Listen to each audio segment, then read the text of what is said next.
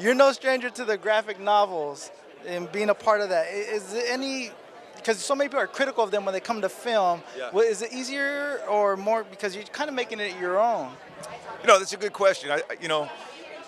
Particularly rabid fans of any graphic novel that you're talking about, they're never going to be satisfied, right? Because they're so used to what the graphic novel makes them feel. They're creating the movie in their minds when they're reading the comic book. So no matter how well it gets translated into the film format, there's going to be some level of disappointment. The good news here is that the essential premise of what the graphic novel was, this idea that the country is at war with itself again, a second civil war, and the island of Manhattan, the most wealthy, prized real estate in the contiguous United States, is now abandoned and been declared a demilitarized zone. Like, that idea itself is so provocative. Like, you start there, you've got the people who are fans of the graphic novel hooked, and people who have never heard of this idea before equally hooked. But what I love about what Roberto Patino, the author, did with it is he takes this massive canvas of this abandoned city, and he really focuses in on the human story. And it's really a family saga. You have Rosario Dawson, a woman who lost her son on evacuation day some 8 years earlier. And she's on a mission. She sneaks back onto the island to find her son. Does she find him? Well, in 4 episodes, it's a safe bet she does. But is he the same kid that she lost some 8 years prior?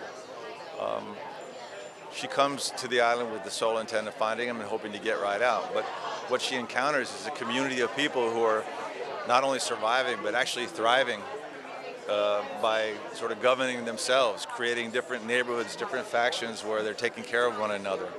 And so I think she's surprised by what she finds, and comes face to face with other challenges down the road. Perhaps the old way of operating, men who use force and might as a way to get their way, as a way to rule, and that comes to a head. That kind of energy, compassion and kindness meets head to head with aggression. And speaking of passion and kindness and then working alongside Rosario, how has that been? She's amazing.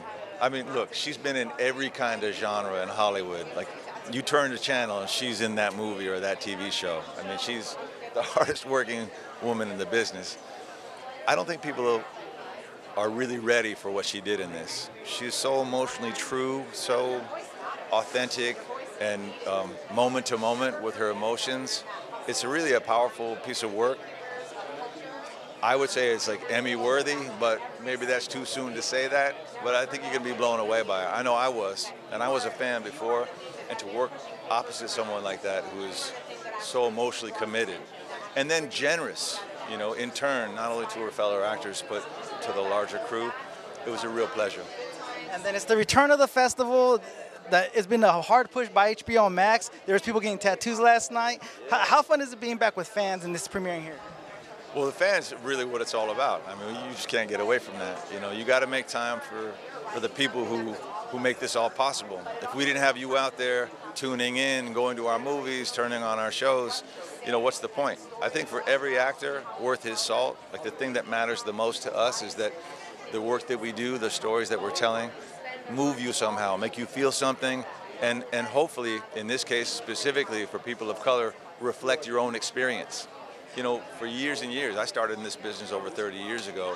It was very hard to find an actor or a character on the screen that felt like it was a representation of you. The good news is my children, your children. You're doing that for me too, and I appreciate that. I mean, we're changing the paradigm, and that's not a small thing, and that really comes from the top. That's Ava DuVernay with her company. That's Roberto Patino writing specifically to exalt people of color in these stories that are told on a level that stories have been told forever that we've been shut out of. So this is a day for celebration. This is a series to be celebrated. But at the end of the day, we got to get you, right? We got to bring you in. We got to compel you. And I think you won't be disappointed when you see this TV adaptation of DMZ.